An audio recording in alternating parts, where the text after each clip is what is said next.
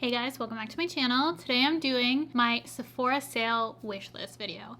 Usually I do this in combination with my recommendations, which I actually already just posted, so go check that out if you have not already and want to see what I recommend during the sale. But I had so much this time that I had to break this video up into two videos. So today we're strictly going over what I want from the sale, and we have a lot here. If you're as excited for this sale this year as I am, be sure to give this video a big thumbs up. I don't know why I am so excited this year. I've never had so many recommendations and I've never had so much that is on my wish list.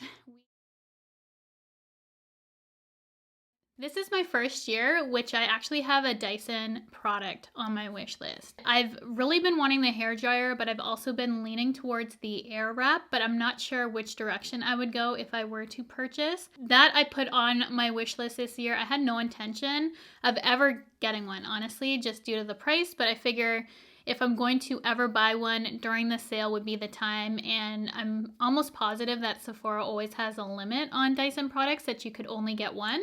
So I'd have to decide, is it hairdryer or Airwrap? Let me know in the comment section below if you've purchased one, what your recommendation would be. I was leaning towards the hairdryer at first until I saw Airwrap has the attachment for a hairdryer, and I didn't know if that would be enough for me to use, but I also want the long barrels for the Airwrap, which would make me not go that direction because I don't think in Canada we have the long barrels available. For the Airwrap, I would probably just purchase that on the Dyson website. Do they ever have sales? Please let me know. I've been going back and forth on both, but those are on my wish list. We'll see if we purchase them this time around or if I'm going to be carrying it on for various sales and eventually pull the trigger. But I honestly never had any intention of getting them until recently, and it's something I definitely want to invest in the future. Is now the time? We will see. Makeup by Mario came out with lip liners. And I was going to purchase one prior to the sale just because it was new and I wanted to try it for trying new makeup. However, I'm like, you know what? Wait that little bit until it comes. And I have one of the Ultra Suede Sculpting lip pencils in the shade Travis. It's a really nice brown tone shade, which I feel like would be good for defining. It's super deep. I like those kind of pencils because I wear such light nude lips. So I like to go ultra dark for my lip liner, super light for my lipstick, and it kind of makes the perfect color for me. So that's the one I feel like I would use the most. I also have the Huda GloWish powder. I was considering the blush as well, but I went through my list and kind of cut it back a bit. And I want to maybe try out one of the powders. I was also debating getting one of the DIOR powder no powders in a lighter shade. If I was going to pick up the GloWish powder, I'd put off the DIOR powder purchase right now, though I love that powder. That's actually in my recommendations. If you haven't checked it out, was the DIOR powder no powder, but I feel like I need a lighter shade going into the cooler months. However, the makeup lover in me just wants to test out a new formula, so that's why I have the GloWish powder on my list, and I might pick that up over the DIOR, but I already know I love the DIOR, so that's why I keep going back and forth. LAWLESS is coming out with 3 new lip glosses for their plumping gloss formula. I have all the other colors right now. I'm not sure if they're actually going to be released in time for the sale, but that is on my wish list as soon as I heard that they were coming out with those. And also their new foundation was something that I personally wanted to try. Stephanie was raving about it. She told me how much she loved it, and it went on my list instantly because usually we like the same sort of foundations.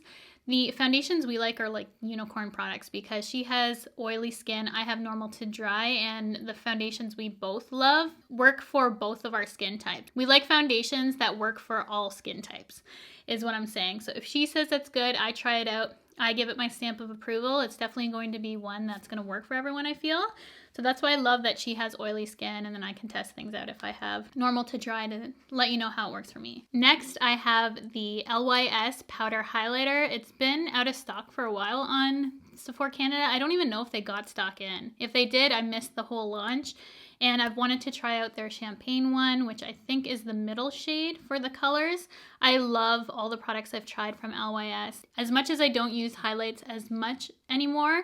I would like to try that formula from the brand just because I love the brand so much. And then Forever Mood recently came to Sephora, and they have a exclusive set only available on Sephora, which I want to pick up because I'm a huge fan of Jackie Aina's candle brand, and I have not tried those before. I'm trying to not purchase as many candles as I want because honestly I could go a little crazy in that sense because I love them so much, and to get a little bit of a discount because they are a luxury candle would be really great. But I have so many on the go. I have one back there. They're all over my house. I'm going to maybe just get that duo set, hold off on some others just because I haven't tried those. I thought it was my best bet. I've already gone through my list to try and really compile it to the things that I want this year. My next product on my list is the DIOR bronzer. This was something that I kept pushing only because do I need another bronzer? Absolutely not. So that was something that I was trying not to buy as much of, but it looks so pretty and I definitely want to try it out. We have the Pat McGrath IntensifEYES Artistry one, which I regret not picking up when I purchased the Utopian Dream palette because it looked like it worked perfectly with some of the textures that Pat McGrath came out with. And it looks like it would be a really convenient mixing medium type of situation for when I do apply glitters or loose pigments or anything like that on my eyes for it to stick better and just give that kind of impact that I'm looking for. It keeps going in and out of stock though, so we'll see if I'm able to pick it up. Also on my list for a while now, I have the Makeup by Mario Master Crystal Reflector in Bronzite.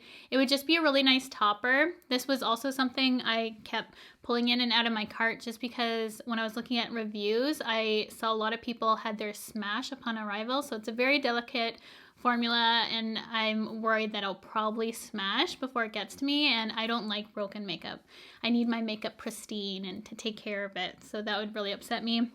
Obviously, I could just return it if that happened, but I just don't want to go through that experience. But I've seen so many people use it just as an everyday little topper shade. It looks like the perfect kind of color for me, so that's why it's been on my list for so long.